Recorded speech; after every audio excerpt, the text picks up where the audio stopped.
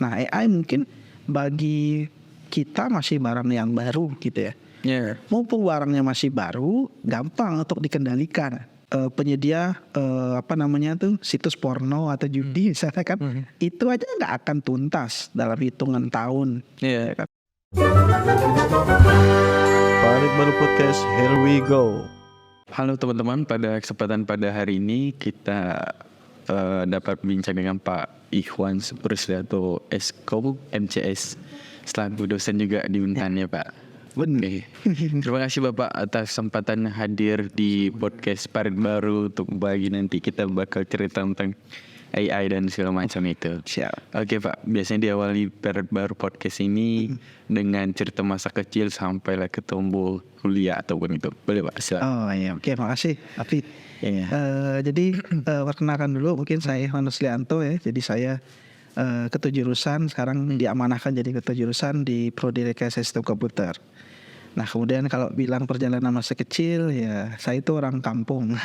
Saya dari Ketapang, jadi lahir di Ketapang, sekolah pun SD, SMP, SMA sampai kelas 2 saya di Ketapang. Nah dengan kondisi yang ada ya, tapi tidak menyurutkan keinginan saya nih untuk tahu dunia luar itu seperti apa. Makanya pas SMA itu kelas 3 saya pindah ke Bandung. Nah sebenarnya tujuan pindah ke Bandung tuh ya persiapan mau kuliah gitu. Pengen ya penyesuaian dulu nih tahun nih Di luar. di luar gitu ya. Pengen dulu masuk ya kampus besar lah. Mungkin impian semua anak sekolah ada ya pengen di ITB. Nah kebetulan juga bapak tuh orang Bandung, jadi punya beberapa sanak saudara sana. Ya udah saya memutuskan pindah ke Bandung. Sekali pindah ke Bandung sekolah nyesal saya Kenapa tuh Pak? nyesal tuh ternyata hidup di perantauan tuh nggak enak. Yang biasanya di rumah kalau mau makan tinggal makan gitu kan, mau minum tinggal minum, semuanya udah ada. Mau cuci baju mau pakai baju dan dicucikan, sekarang harus semuanya sendiri gitu kan. Walaupun punya saudara kan, tapi kan beda ya kan. Akhirnya mungkin 1-2 bulan pertama tuh kerjaan saya masih nangis ya. Merenungi nasib ya. Udahlah, kawan nggak ada yang kenal gitu kan, kawan-kawan baru. Jadi ya jadi anak baru di sekolah tuh tidak begitu menyenangkan dibandingkan dengan kawan dari kelas 1 ya kan. Akhirnya saya tuh dulu cita-citanya mau kuliah pertambangan tambangan. Nah kalau ditanya orang apa mau kuliah pertambangan, pertama banyak duit. Pertambangan kan identiknya dengan banyak duit gitu kan. Nah kemudian kerjanya pindah-pindah. Nah saya itu tipe orang yang suka berpetualang, survival. Jadi suka pindah-pindah kemana-mana gitu kan. Nah itu cukup menginspirasi saya. Akhirnya beberapa percobaan tes masuk ITB, masuk kampus-kampus swasta, tidak ada yang keterima. Tidak ada yang keterima, sedih rasanya. Padahal udah meluangkan banyak waktu buat belajar, persiapan dan lain-lain, tapi ternyata tidak keterima. Coba akhirnya pindah ke Jogja, cari kampus di Jogja buat kuliah, cari pertambangan juga luar biasa, tidak keterima juga. Oh kirain keterima enggak? Tidak keterima. Nah jadi pada saat kawan-kawan tuh sudah punya kampus di Jogja gitu kan, saya belum punya kampus nih, mau kuliah di mana gitu kan. Padahal udah bersikeras sekeras mungkin buat masuk pertambangan. Ternyata Tuhan punya jalan terbaik. Nah ketika akhir tuh saya disarankan oleh sepupu saya, bang sepupu saya, dah masuk informatika jadi apa nih informatika nih kan, saya nggak tahu nih. Ya udahlah, daripada aku nggak kuliah gitu ya, wes lah masuk ke Jogja, masuklah kuliah informatika. Nah jadi sepanjang ospek itu karena otak saya itu bertanya-tanya terus, jadi saya menjadi jadi mahasiswa maba yang suka bertanya sama senior di dalam setiap kegiatan. Akhirnya di ending kegiatan ospek tadi itu penerima mahasiswa baru itu saya jadi peserta terbaik karena sering bertanya. Tapi pertanyaan itu karena memang saya pengen tahu nih jurusan apa. Nah jawaban dari pertanyaan saya itu baru dapatnya semester 5. Nah itulah awal titik balik saya memutuskan untuk totalitas ke IT. Nah padahal semester 1 sampai 4 tuh saya menjalani kuliah biasa, dan selalu muncul pertanyaan, aku nih mau jadi apa gitu ya nanti kuliah di sini ya. Nah mungkin kan zaman sekarang beda. Zaman saya 2004, belum seperti masif kayak sekarang ya. Mungkin ada e-commerce, ada marketplace dan lain-lain yang bisa banyak memberikan gambaran, ada AI dan zaman saya nggak seperti itu. Iya, Jadi iya. informatika ini menjadi tanya misalnya waktu semester 5 saya titik balik saya wah kayaknya ini nih jalannya. Nah akhirnya keterusan lah. Jadi semester 5 saya udah sambil kerja. Dulu konsennya bikin animasi, jadi saya bikin animasi, bantu-bantu project orang, sampailah semester 8 akhirnya saya memutuskan lagi lanjut sekolah S2 di UGM. Ambil komputer sambil kerja juga. Akhirnya alhamdulillah tahun 2012 saya lulus dengan perjuangan yang cukup panjang gitu. Iya. 3 tahun gitu S2, tidak untuk ditiru gitu. Tapi karena banyak kegiatan project dan lain-lain, tapi akhirnya saya pulang ke Pontianak tahun 2012.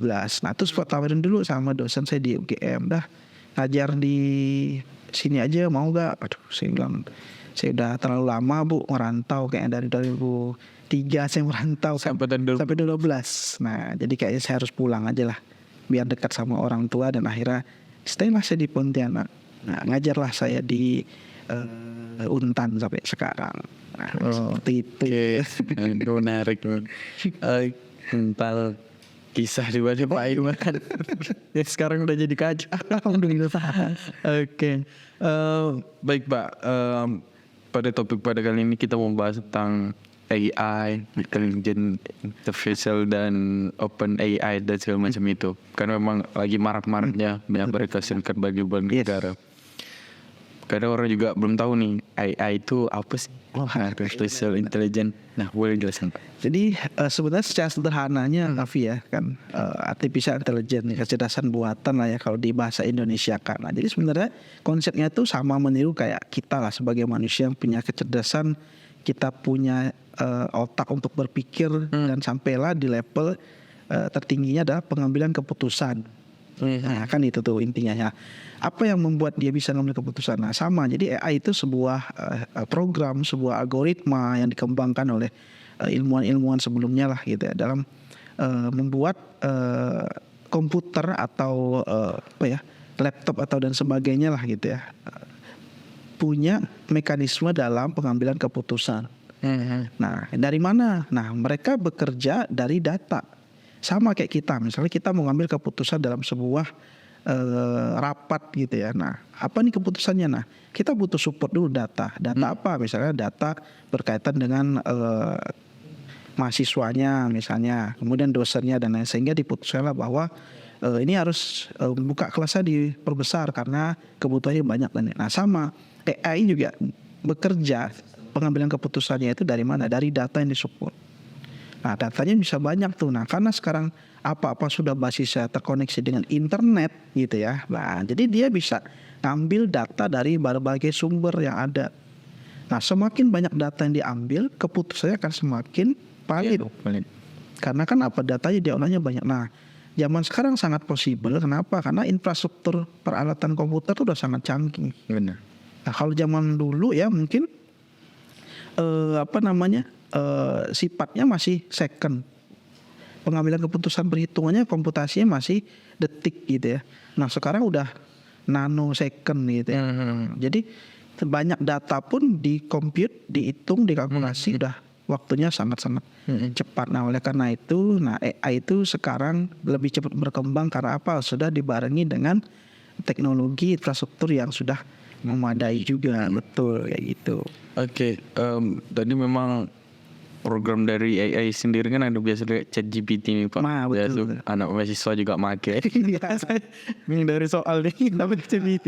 Karena memang bahasa dari ChatGPT bakal memaparkan semuanya apa definisi dari misalnya gelas. Dia definisi lebih jelas lagi di dalam AI dibandingkan dengan Google dan segala macam. Nah, ini kan sebenarnya ChatGPT dari bahasanya kan kreatornya kan memang pakai bahasa Inggris. Tapi kalau misal kreasinya kan pakai penyelesaian bahasa Indonesia, ini bakal mengurangi arti dari ChatGPT nggak Pak? Nah, jadi ChatGPT kan hanya salah satu tool saja ya, sebuah brand lah ya, sebuah merek ChatGPT. Nah, itu sebenarnya yang dilakukan sama ChatGPT adalah dia mengumpulkan database sebanyak-banyaknya sehingga itu menjadi knowledge bagi brand ChatGPT-nya. Nah dulu kan di awal-awal gratis. Nah sekarang karena penggunanya mulai membludak gitu ya. Nah udah ada versi berbayarnya. Nah mungkin cara mainnya yang berbayar, validasinya misalnya udah mendekati 100%. Kenapa? Karena database yang digunakan itu semakin kompleks, semakin banyak. Nah tetapi misalnya yang free ya database yang seadanya lah gitu kan. Makanya nggak kelihatan pintar juga gitu, biasa aja. Nah dengan adanya database yang semakin banyak itu, maka dia bisa membuat keputusan yang semakin valid. Nah sehingga Raffi mau tanya apapun, jawabannya juga akan semakin luas, semakin semakin detail. Nah termasuk misalnya sekarang bikin aplikasi atau bikin program sederhana aja bisa tuh di ChatGPT. Bikin codingan. Jadi lama-lama orang berpikir wah udah nggak butuh programmer lagi. Benar. Udah mulai urusan ekonomi nggak perlu lagi. Karena buat web bahkan buat itu pun bisa dibuat di atau AI. Bisa AI bisa menyelesaikan permasalahan apapun. Makanya itu yang selalu menjadi dua sisi lah ya via pro kontra. Iya benar. Nah tinggal bagaimana kita aja yang memang beradaptasi. Nah karena kalau kita tidak beradaptasi dan bertransformasi mengikuti perkembangan zaman ya kita akan tergerus oleh zaman tadi. Nah tadi misalnya pekerjaan programmer tergantikan oleh AI. Nah si programmer harus berpikir nih gimana biar gue lebih pintar dari AI kan gitu kan. Iya. Sehingga gue tetap bisa digunakan kemampuannya dan lain sebagainya. Nah itu ya. Oke. Tarik kembali tentang AI. Ini kan kita teknologi berbicara tentang AI. Terus kalau misal kita inputnya, ini kan bisa berdampak juga baik maupun buruk. Bagaimana kita mau inputnya, mau ngisinya apa. Bahkan waktu itu saya pernah teman saya, ini nggak apa-apa. Bagaimana cara mencuri secara aman. Tapi memang didefinisikannya memang ada Pak. Betul. Ini kan sangat seram gitu kalau misal kita gunakan tanpa ada multidisiplin dan segala macam itu, tanpa ada peraturan dari pemerintah dan segala macam secara holistik. Itu gimana Pak? Nah tadi jadi memang pemerintah ya harus ngikutin juga tren beradaptasi dan memang membuat regulasi. Boro-boro sekarang bicara tentang AI kan banyak masih regulasi yang belum masif, minim edukasi, minim sosialisasi sehingga masyarakat juga belum tahu ada ya ternyata undang-undang ITE yang melarang kita bikin status pencemaran nama baik. Nah, mungkin tidak sebagian orang yang tahu kan. Nah orang-orang hanya tahu undang-undang ITE ada, tapi masih banyak tahu buktinya yang terjerat itu karena apa tadi minimnya edukasi mungkin di lingkungan apa aja, di masyarakat, di lingkungan kampus dan lain sebagainya. Nah bicara tentang tadi ya sama gitu kan. AI tidak tahu yang mana yang baik, yang mana yang buruk. Apa yang kita tanya ya dia kan bales dong. Kita tanya pun misalnya bagaimana cara membunuh dia kasih tahu. Bahkan dengan detail. Kalau kita tanya semakin detail semakin dia jawab ya kan. Tapi kan dia tidak ngerti bahwa yang membunuh itu adalah perilaku yang buruk kan gitu itu atau menyeramkan dan lain-lain. Nah sebenarnya banyak kekhawatiran orang dengan AI. Pertama juga orang-orang desainer. Ada desain atau ada foto atau gambar yang dibuat oleh AI kan, hanya memasukkan data latih ya kan, masukkan database keluar gambarnya. Yang gambarnya itu yang menggambar bukan manusia, robot atau mesin atau AI tadi, tapi gambarnya kualitasnya luar biasa. Dan yang kerennya itu gambarnya tidak plagiarism. Nah kebayang kalau misalnya Raffi jadi desainer ya kan, dah tinggal beri perangkat yang bagus, canggih, masukin perintah AI, dalam hitungan hari keluar 1000 gambar yang orisinil, tidak akan dimiliki oleh orang lain. Saking banyaknya kemungkinan atau peluang yang dihasilkan oleh AI sehingga terhindar plagiarism itu. Yang kerja siapa? Bukan manusia lagi. Akhirnya kan Raffi sebagai sound designer, ngapain ya gue capek-capek gambar, sehari belum tentu dapat 1000 gambar. Tapi pakai AI gue tinggal duduk manis, masukin perintah, seset tekan enter, keluar gambar. Semakin canggih komputernya semakin cepat keluar hasilnya. Sampai sekarang juga ada beberapa, saya lihat ya dalam tanda kutip ya, ada teman saya yang calon anggota legislatif bikin apa namanya video kampanye pakai AI. Iya. Iya kan? Suaranya yang buat AI dan lain-lain. Nah, nggak perlu capek-capek. Mungkin kalau dia ngomong grogi, mungkin belum punya kemampuan. Tapi yang ngomong AI lancar-lancar aja misalnya. Nah, sampailah ada video yang bisa di-create mukanya persis mungkin 80-90% mirip kita, tapi bukan kita. Nah, apa nggak bisa jadi ladang fitnah juga tuh? Gitu. Iya. Nah, makanya pemerintah harus tanggap, menurut saya harus butuh sebuah regulasi yang bisa memfilter itu menjadi satu peraturan yang melindungi kita semua atau warga Indonesia kayak gitu sih. Oke. Tarik kembali lagi penonton lebih menyinggung tentang Indonesia. Apa yang harus dilakukan Indonesia Pak untuk memberdayakan AI ini? Nah, sebenarnya ya kalau bicara memberdayakan ya banyak ya. Tadi lah kan fungsi dan penggunaannya bisa buat apa aja nih. Iya. Nah, kita butuh regulasi sebenarnya. Nah, contoh lah misalnya baru beberapa hari yang lalu kayak saya lihat kan TikTok Shop mau dibatasi atau dilarang karena tidak pro ke UMKM dan lain-lain. Nah, itu juga sama. Jadi sebenarnya PR-nya tuh banyak di Indonesia ya kan. Kita nggak usah jauh-jauh ya, misalnya perlindungan data. Kita sebagai orang Indonesia nih punya nggak perlindungan data terhadap kita sendiri? Ya kan, kita tiba-tiba di WA sama pinjol misalnya, atau di SMS pinjol yang kita nggak pernah kasih nomor handphonenya. Nah, itu kan udah melanggar privasi kita dong sebagai warga negara ya. Walaupun sebenarnya ya bisa aja kita mungkin terlupa dan tapi kan kalau itu menjadi satu PR bagi pemerintah ya harusnya sudah clear. Dan itu secara teknikal bisa dilakukan karena apa? By data kan.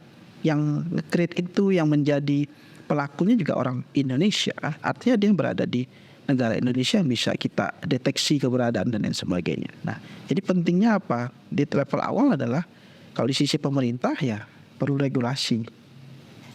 Kalau dari kita pribadi ya kita harus aware aja.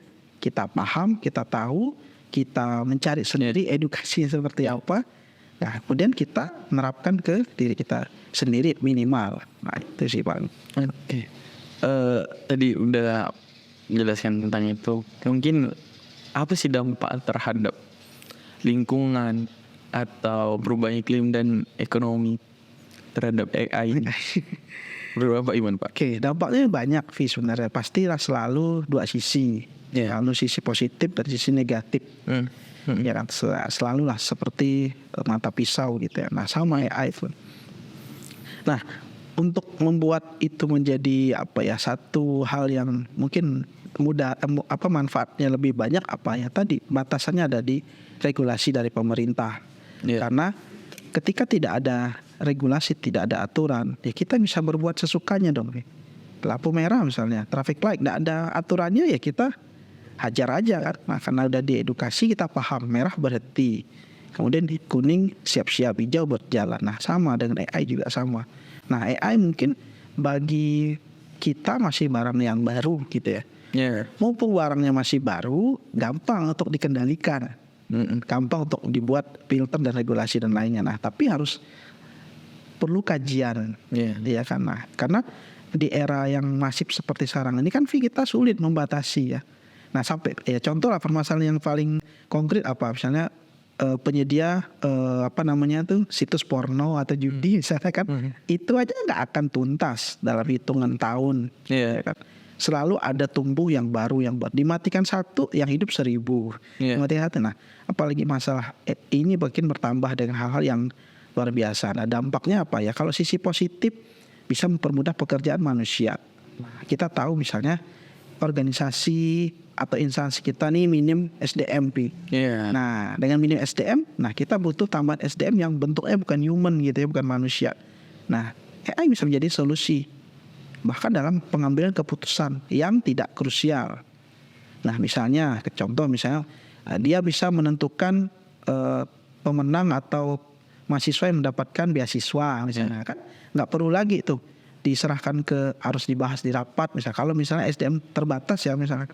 Nah, itu bisa dilakukan. Atau misalnya penentuan mahasiswa yang keterima di perguruan tinggi. Nah, udah semakin lengkap datanya, suruh aja AI yang mutusin.